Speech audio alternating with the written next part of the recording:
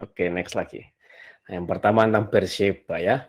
Ini memang menarik nih karena tiba-tiba Israel berangkat ke Beersheba. Padahal tujuannya adalah Mesir. Tapi dia ke Beersheba dulu. Ya, jadi berangkatlah Israel dengan segala miliknya dan ia tiba di Beersheba, lalu dipersembahkannya korban sembelihan kepada Allah, Ishak ayahnya. Berfirmanlah Allah kepada Israel dalam penglihatan waktu malam, Yakub, Yakub, sahutnya, ya Tuhan. Lalu firman-Nya, akulah Allah, Allah ayahmu.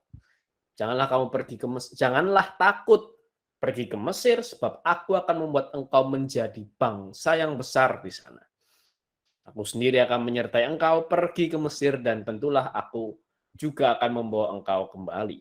Dan tangan Yusuflah yang akan mengatupkan kelopak matamu nanti.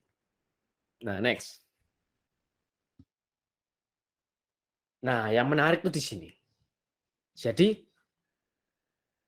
dia berangkat dari mana? Nah, karena indikasi terakhir di Kejadian 37, Yakub itu di Hebron. Nah, tapi dia tidak langsung semerta-merta ke Mesir, tapi dia tiba dulu di Beersheba. Gitu ya.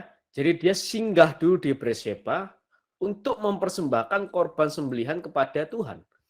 Nah, ini menariknya. Nah, ternyata dia dari Hebron. Karena ujuk-ujuk ayat pertama langsung berangkatlah Israel ke Beersheba. Artinya kan dia dari satu tempat baru berangkat ke Beersheba. Tapi kalau kita lihat petanya, next. Nah, ini petanya gitu ya.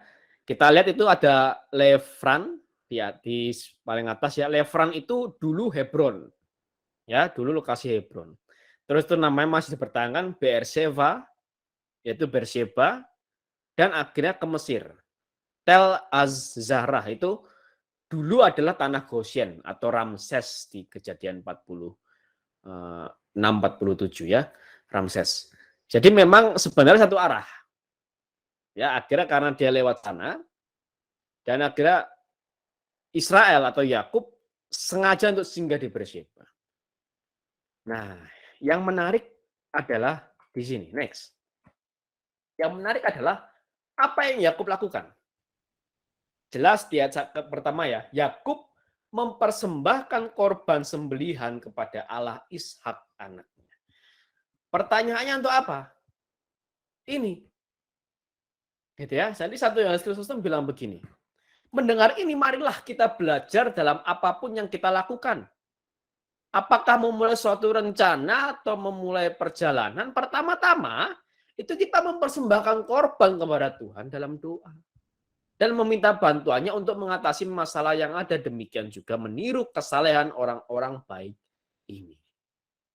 Nah, jadi di sini Yakub memberi contoh bahwa sebelum dia melakukan perencanaan, sebelum dia melakukan perjalanan, apa yang dia lakukan?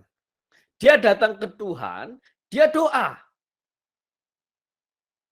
Gitu ya. Dan Tuhan jawab kan, dan Tuhan kasih peneguhan, jangan takut.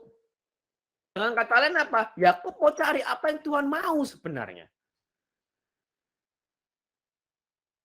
Atau mungkin kalau bahasa sekarang, Yakub itu mau tanya, dia mau tanya gitu, Tuhan, benar nggak aku nih ke Mesir? Kan engkau suruh aku di tanah Kanaan, tanah perjanjian.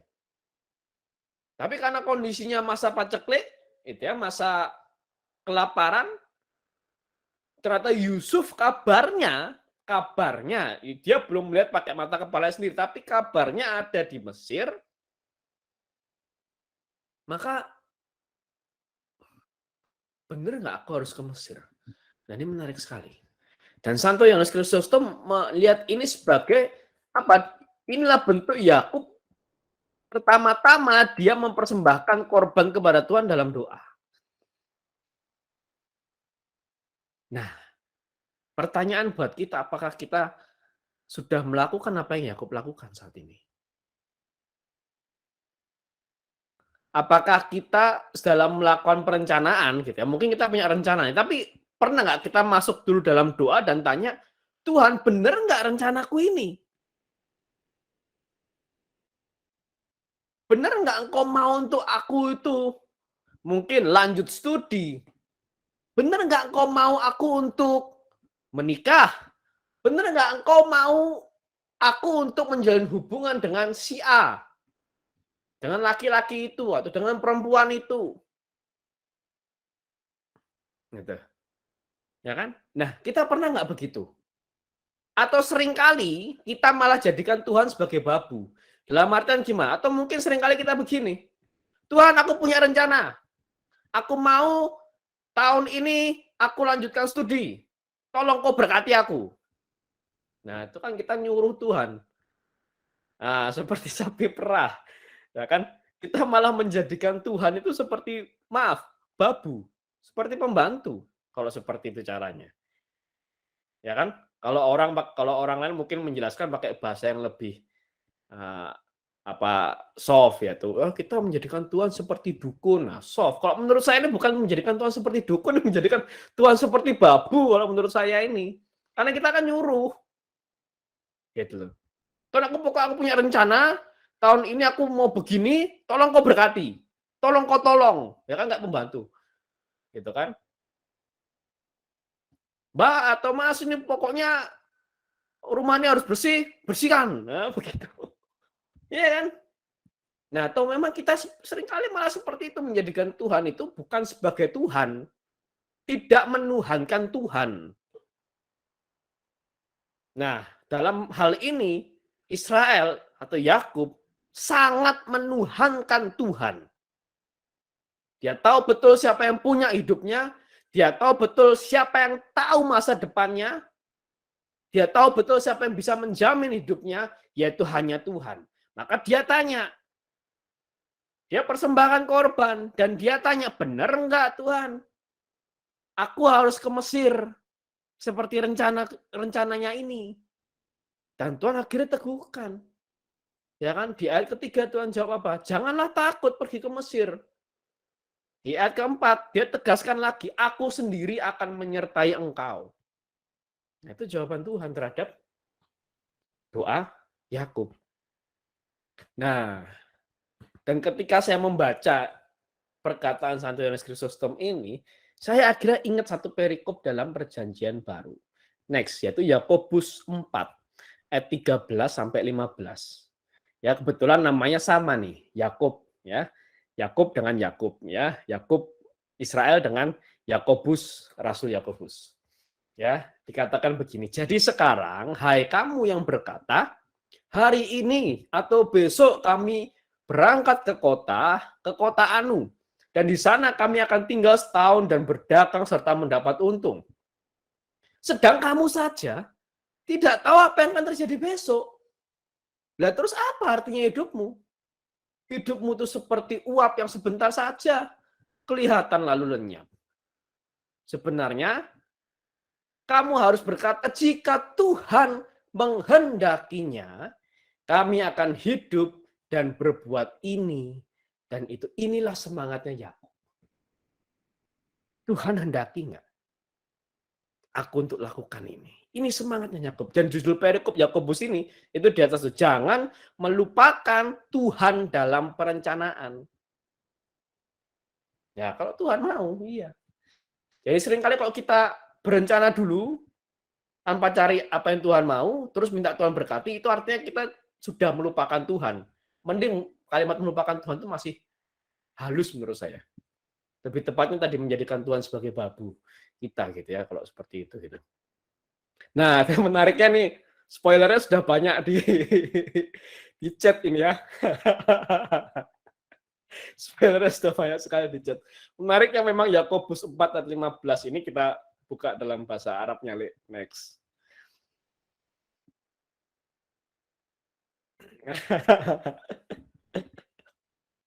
Coba di play itu ada orang لذلك يجب أن تقولوا إن شاء الله نعيش ونعمل هذا أو ذاك. lagi coba. لذلك يجب أن تقول إن شاء الله نعيش ونعمل هذا أو ذاك. Mas Arfi ada komentar?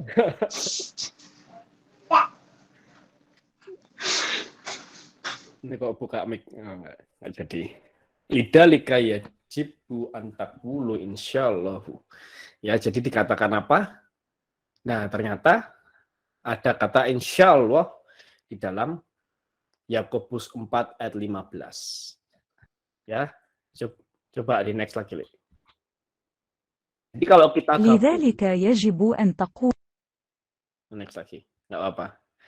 Nah, jadi kalau kita gabung yang bahasa Indonesia dengan bahasa Arabnya, ini dari Good News Arabic Bible atau Standard Arabic Bible, keluaran Libanon. Dan kalau Libanon itu biasanya Kristen mayoritas di sana itu adalah gereja Katolik Maronit biasanya.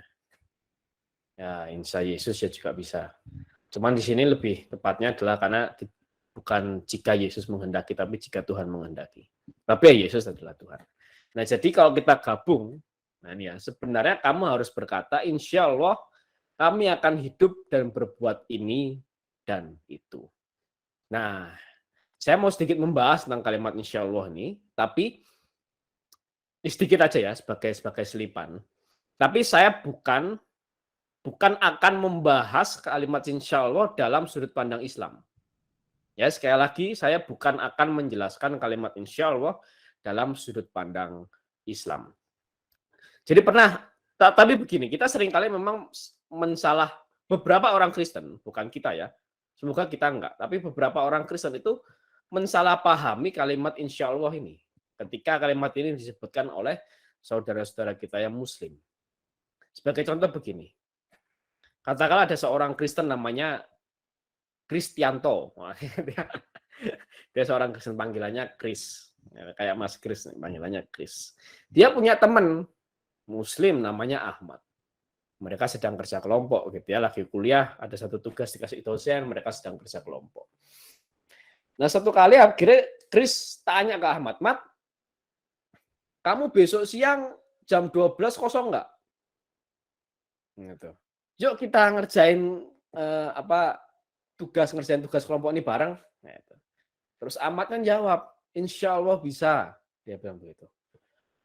Terus Krisnya kesel dia. "Loh, kamu tuh gimana sih? Ini tuh penting loh tugas kelompok ini." Gitu. "Kamu tuh harus yakin, kamu besok bisa nggak?" Si Ahmadnya juga makin kesel. Dia jawab lagi, "Iya, insya Allah bisa." Dia bilang begitu. Terus Krisnya karena dia saking keselnya si Kris ini, dia ngomong begini, "Kamu tuh nggak boleh loh bilang seperti itu." Wah, gitu.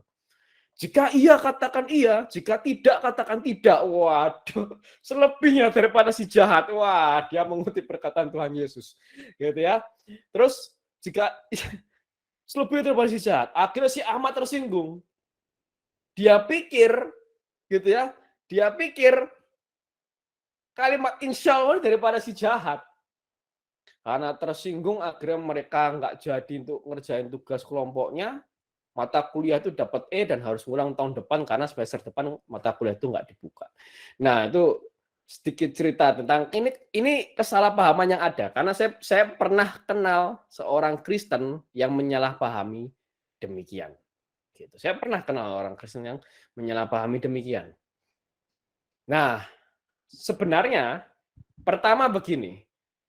Perkataan Tuhan Yesus yang mengatakan jika iya katakan iya, jika tidak, katakan tidak, selebihnya daripada si jahat. Itu konteksnya bukan insya Allah. Konteksnya itu sumpah. Jadi ini orang ngutip perkataan Tuhan Yesus sembarangan. Itu bahkan di Yakobus 5, kalau saya tidak salah ya, Yakobus 5 perkataan Tuhan Yesus itu diulangi lagi oleh Rasul Yakobus.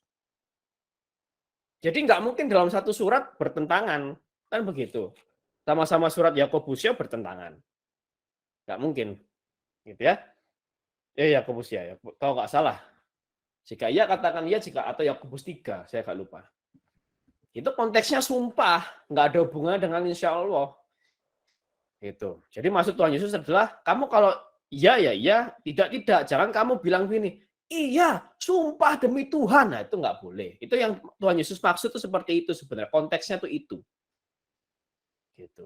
Nah, tapi memang gitu ya, memang seringkali beberapa orang karena begitu seringnya mengucapkan insya Allah mungkin, beberapa orang menurunkan nilai, menurunkan makna dari kalimat insya Allah.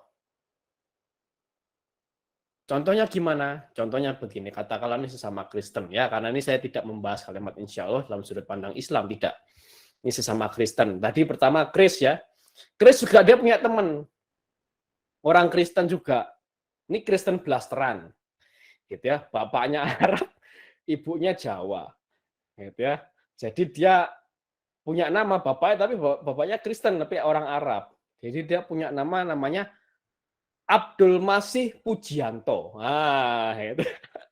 Abdul Masih itu pasti nama Kristen. Abdul itu artinya hamba, Masih itu artinya Kristus. Abdul Masih itu hamba Kristus. Nah, si Kris tanya ke si Abdul ini, Dul, besok bisa nggak ini kita kerja kelompok jam 12 siang? Gitu. Terus si Dul ini dia lihat jadwalnya. Dia lihat, wah, ini besok jam 12 siang ini ada rencana lain ini. Dia nggak yakin. Gitu. Kalau dia nggak yakin, tapi dia nggak bilang, ya lihat besok ya, aku nggak yakin nih, semoga bisa. Dia nggak bilang begitu. Dia sebut-sebut nama Allah gitu kan. Ya, insya Allah bisa lah ya gitu. Padahal dia nggak yakin. Nah ini sebenarnya ini hal seperti inilah yang menurunkan nilai dari kalimat insya Allah. Karena menggantikan kata yang bahasa Indonesia adalah mudah-mudahan gitu. Diganti dengan insya Allah. Nah ini tentu tidak sesuai. Bahkan bisa menurunkan value dari kalimat insya Allah.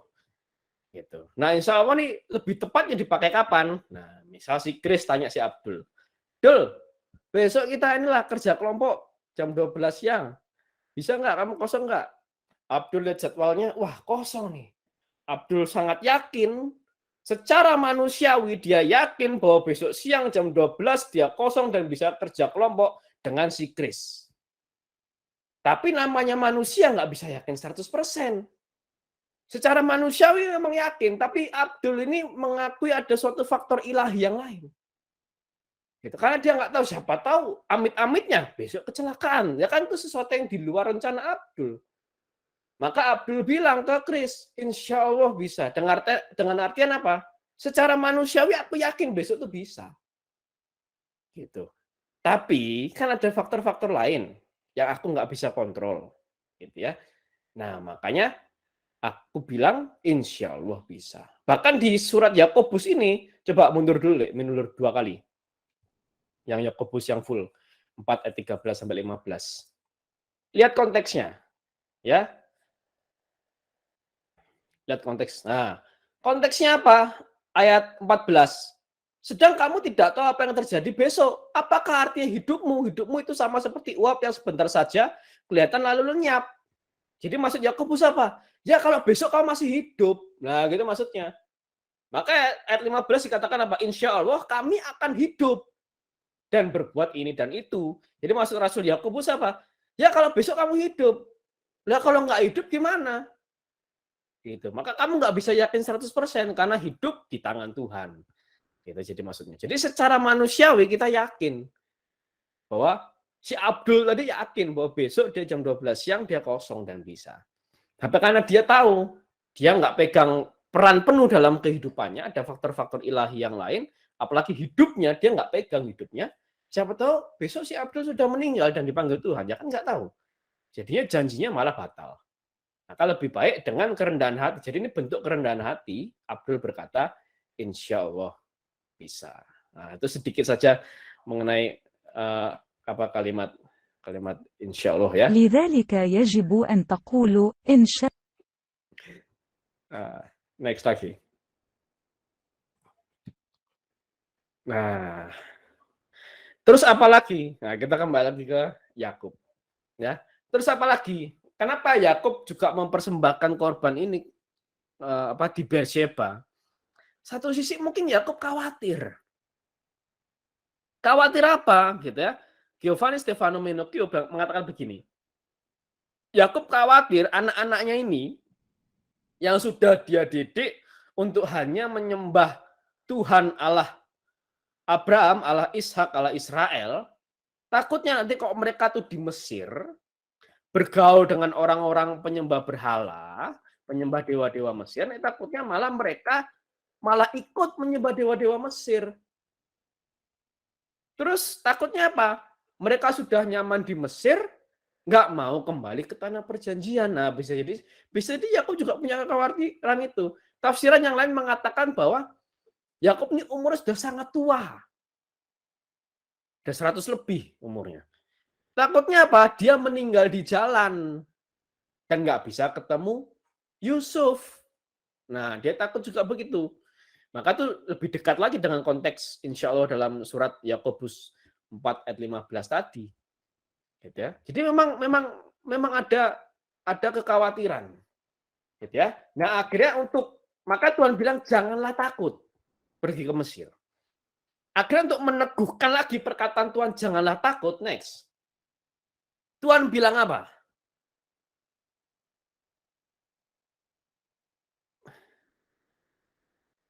Next, Le. Tuhan bilang apa? Tuhan kasih janji. Aku akan membuat engkau menjadi bangsa besar di sana. Terus ini yang luar biasa. Aku sendiri akan menyertai engkau pergi ke Mesir. Dia bilang begitu.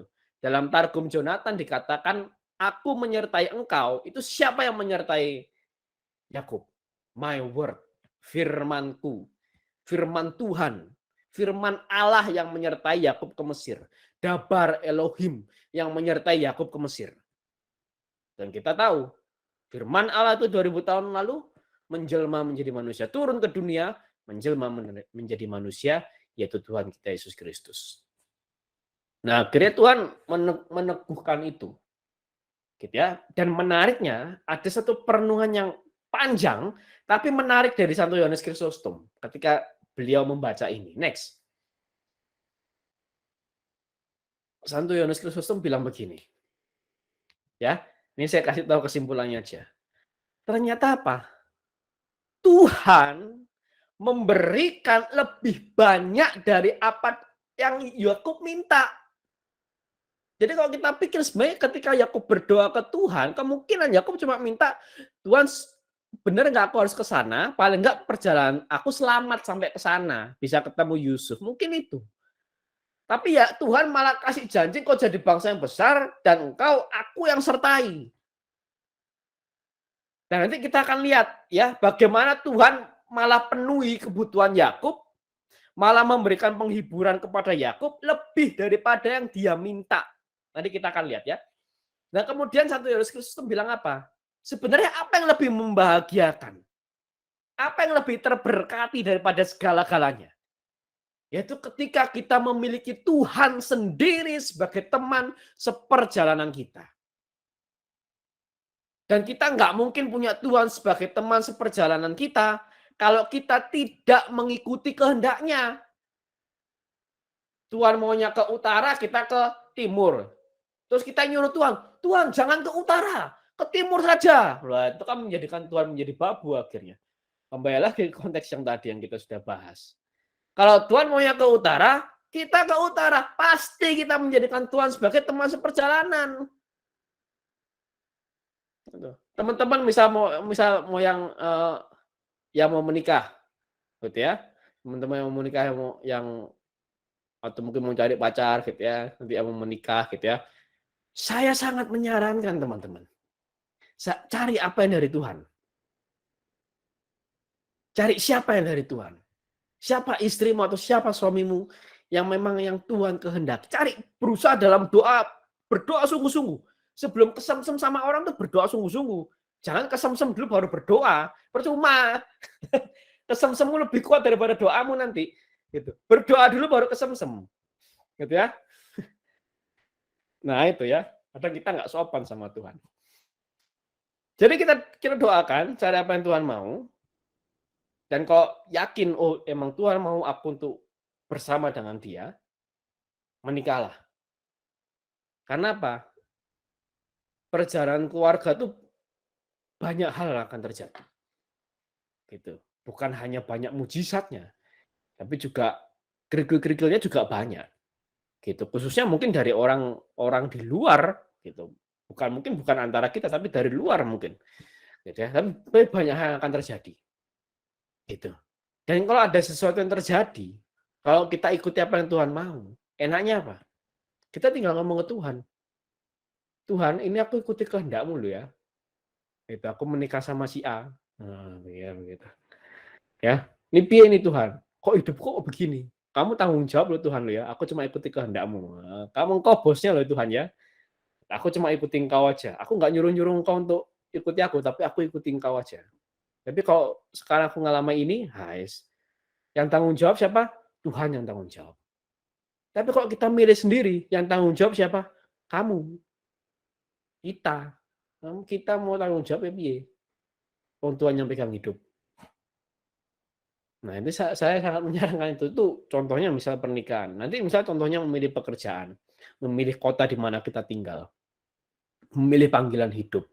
Kalau kita awalnya kita sudah berusaha cari apa yang Tuhan mau dalam kehidupan kita dan kita coba lakukan itu, siapa yang jamin hidupmu? Tuhan. Gitu. Karena Tuhan jadi teman seperjalanan kita.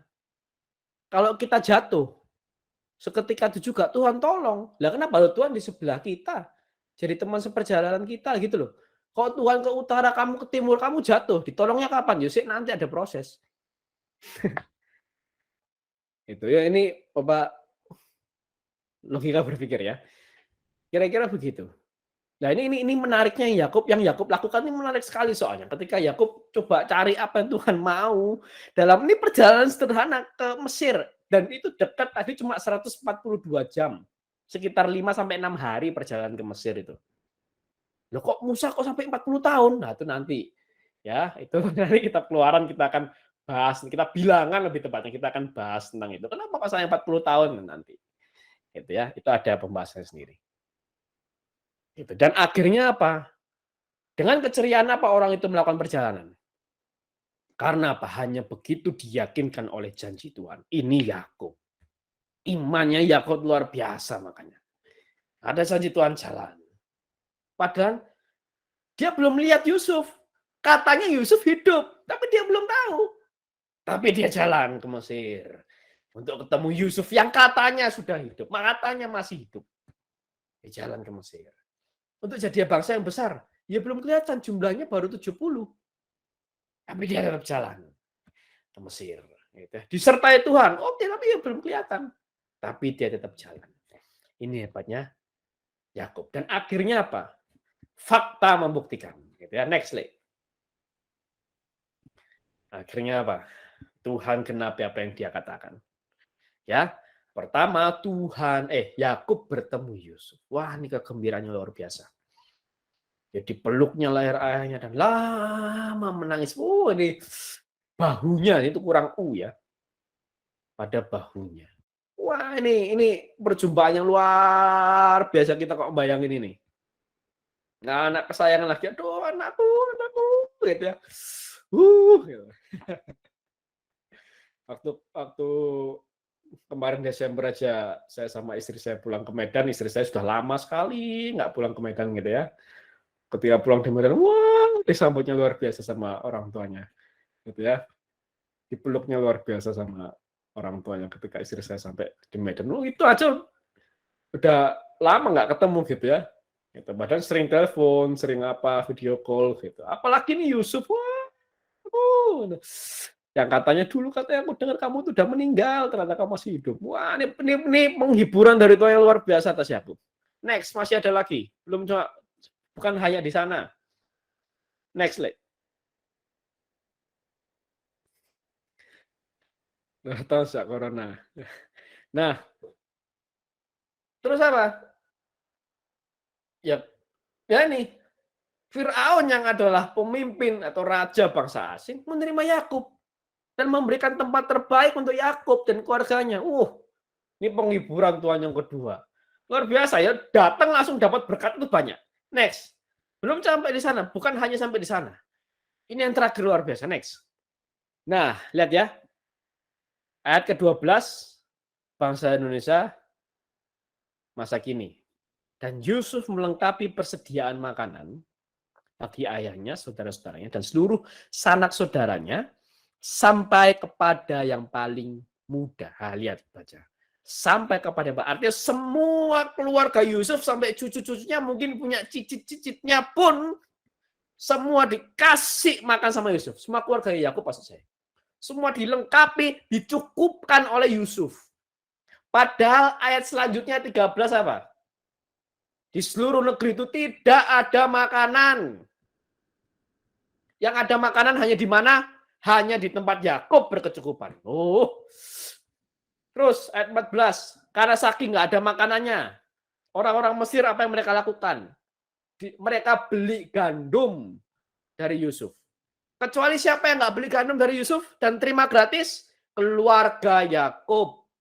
Ayat 17. Gandum habis, akhirnya apa yang dilakukan? Uang habis, apa yang dilakukan orang-orang Mesir? Mereka kasih ternaknya kepada Yusuf untuk beli makanan. Gitu ya. Kecuali siapa yang tidak serahkan ternaknya dan dapat ternak gratis, hanya keluarga Yakub. Ayat 20, ternak habis, akhirnya apa? Tanah dikasih ke Firaun, akhirnya semua negeri milik Firaun. Kecuali siapa? Kecuali Yakub dan keluarganya. Ayat 21 sampai akhirnya apa? Tanah habis. Akhirnya orang mau jadi hambanya Firaun. Kecuali siapa yang bukan menjadi hamba Firaun, hanya keluarga Yakub. Jadi di tengah-tengah resesi yang dialami oleh Mesir, keluarga Yakub resepsi. Amin. Itu penghiburan Tuhan luar biasa sama Yakub. Oh, haleluya. Ini luar biasa. Ini luar biasa. Di tengah-tengah semua susah, kelaparan, serahkan uang, serahkan ternak, serahkan tanah, serahkan diri. Cuma keluarga Yakub yang tidak menyerahkan apa-apa kepada Firaun. Jadi di chat ada yang menarik ya. Semua karena Yusuf taat. Kemarin waktu kita ngobrol, kita bahas tentang ketaatan dan kesetiaan ini. Tentang konsistensi. Karena Yusuf taat dan setia. Itu salah satunya. Ini penghiburan Tuhan yang luar biasa. Kemudian apalagi next. Dan janji Tuhan yang Tuhan bilang bahwa next, keluarga Yakub akan menjadi bangsa yang besar, Tuhan genapi. Next.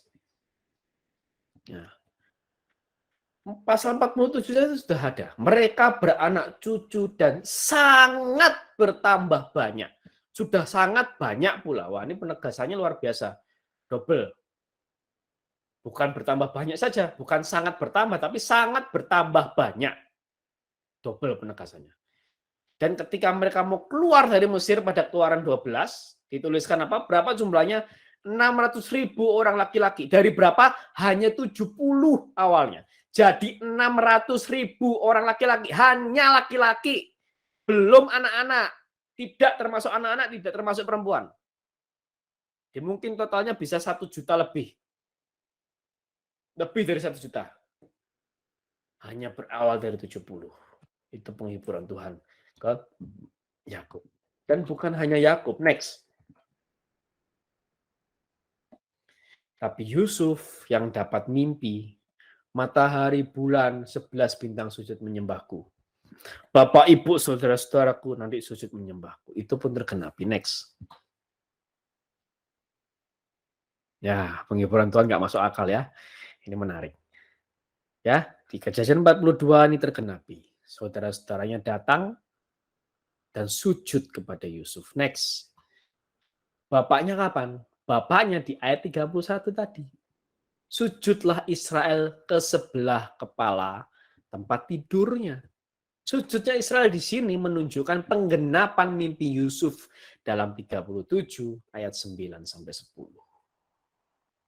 Ya, karena Yakub sudah sangat tua, nggak bisa sampai ke tanah. Maka cukup di sebelah kepala. Terus ibunya mana? Rahel. Rahel sudah meninggal. Kita baca di pasal-pasal sebelumnya, Rahel sudah meninggal. Tadi maka ini yang seperti yang Santo Yohanes Kristus bilang, Tuhan memberikan lebih daripada yang kau minta. Daripada yang Yakub minta. Bahkan daripada yang kita minta. Ya. Dan biasanya kalau kita menganggap, oh ya Tuhan kasih lebih ya, itu biasanya bukan sesuatu yang kita awalnya kita nanti-nantikan. Gitu ya. Gitu. Jadi mungkin kita cuma berdoa, Tuhan, yang penting aku bisa tinggal dapat kamar kosan aja aku sama keluargaku. Satu kamar kosan aja Tuhan. Mungkin mintanya cuma satu kamar kosan. Ternyata Tuhan langsung kasih rumah. Ya kan, bukan ngontrak tapi langsung dikasih rumah. Itu namanya memberikan sesuatu yang tidak diduga. Gitu. Itu Tuhan, aku pingin misal pendapatanku sebulan paling enggak 5 juta aja untuk memenuhi kehidupan keluargaku. Ternyata Tuhan kasih. Gitu ya. 20 juta. Itu namanya Tuhan memberikan yang lebih daripada kita minta. Ya. Pertanyaannya, kok Tuhan sebegitunya dengan Yakub ini? Kok Yusuf kita sudah jelas ya bagaimana Yusuf taat setia mengalami hal yang nggak enak, itu prosesnya 23 tahun ya, kita sudah baca itu. Bahas itu minggu-minggu yang lalu. Yakub kenapa? Next. Karena kesusahan berat yang pernah dialami Yakub. Kalau kesusahan Abraham menunggu Ishak gitu ya sampai umurnya senja, Ishak juga menunggu lahirnya anaknya sampai lama gitu ya. Yakub ini banyak sekali kesusahannya. Pertama dia mengalami perbudakan di bawah Laban, ditipu berkali-kali sama Laban. Tapi Yakub nggak ngelawan. Yakub tetap setia, Yakub tetap hormati Laban. Dia nggak ngelawan sama Laban. Yakub. Terus dia dengar kabar Yusuf mati. Dengar kabar Simeon ditahan di Mesir. Dengar kabar orang Mesir mau minta Benyamin. Itu sebagai bapak yang mencintai anaknya, itu mesti kehilangannya luar biasa. Ya kan?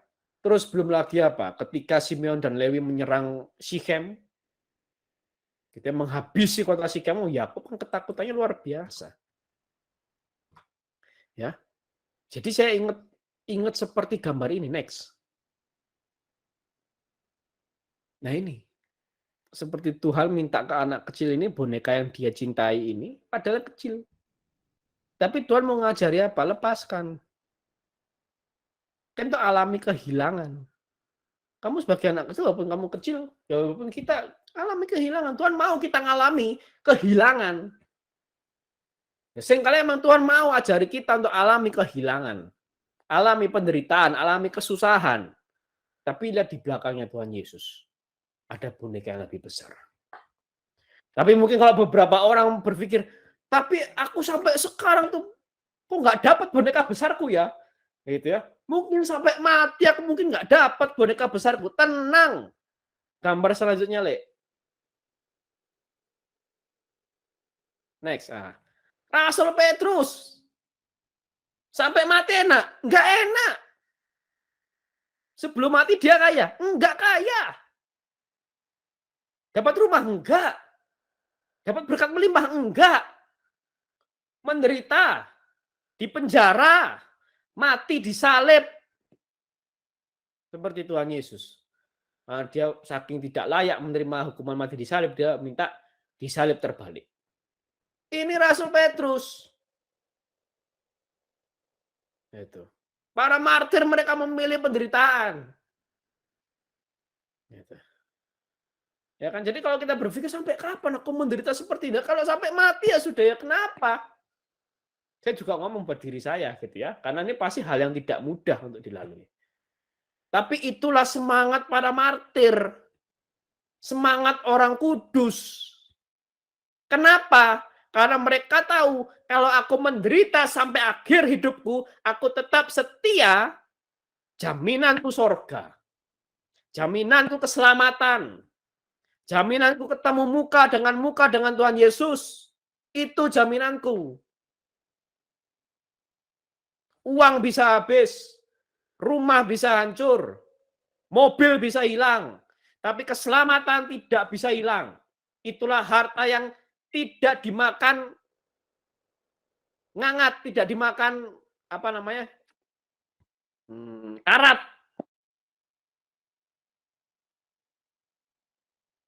Itu. Bahkan ini ada satu video mengenai 21 martir. Ya, hidup bagi adalah Kristus, mati keuntungan. Tapi kalau hidup bagi Kristus, baru mati adalah keuntungan. Itu. Kalau kita hidup bagi Kristus, pasti kita bisa bilang mati adalah keuntungan. Nah, ini ada satu video, tapi video ini khusus cuma untuk teman-teman Bapak Ibu yang ada di Google Meet. Ya, saya tidak akan bagikan ke YouTube. Rekaman pengajaran ini dibagikan ke YouTube. Tapi khusus video ini tidak akan saya bagikan di YouTube. Teman-teman kalau mau cari di YouTube bisa cari sendiri. Nah, itu ya. Jadi balasan mereka, balasan dari gereja Koptik adalah apa? Terima kasih. Terima kasih mereka sudah dibunuh. Terima kasih kamu menampilkan video pembunuhan mereka. Justru itu memperkuat iman kami. Itu semangat kemartiran yang dimiliki oleh gereja. Termasuk juga gereja Katolik tentunya. Itu ya. Nah, kan ketika istri dari mereka, ini kan laki-laki semua. Terus istrinya diwawancara.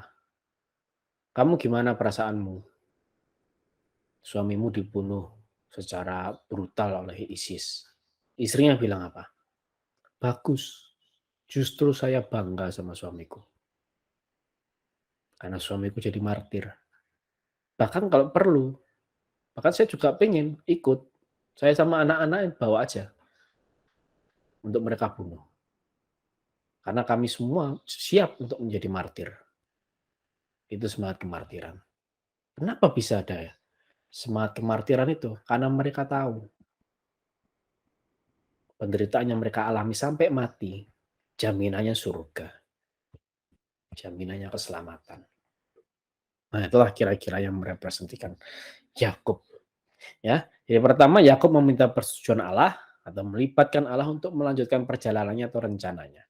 Yang kedua, Tuhan memberikan lebih daripada Yakub, bahkan kita minta. Jadi bukan cuma Yakub minta, tapi kita minta. Apalagi kalau kita harus melalui kesusahan yang berat. Wah, ini baru satu poin. Oke, next slide, kita percepat. Sudah hampir